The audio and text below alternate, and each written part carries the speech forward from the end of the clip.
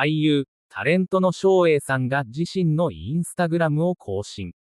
愛犬店に口笛で呼びかける動画を投稿しました。写真を見る、犬、照英さん愛犬店19歳11ヶ月、あと1ヶ月で20歳です。照英さんは動画の中で愛犬店19歳11ヶ月あと1ヶ月で20歳ですと語り、愛犬の天に向かって大きな口笛を吹き、聞こえ天の天々と呼びかけました。すると愛犬の天は耳をピクリと傾け反応。この愛犬の様子に照英さんは、まだ聞こえてるんだね。嬉しいよ。20歳目指して、まだまだ頑張れ。と綴っています。前日には、愛犬の天を野原に連れ出し、水を飲ませる動画を投稿。照英さんは少しでも自然の中へ緑の香りを感じれば、何か刺激になると思ってますと、年老いた愛犬をいたわる思いを綴っています。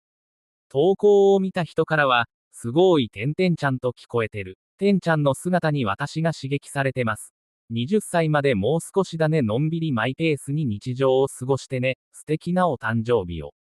楽しみです。といった反響が寄せられています。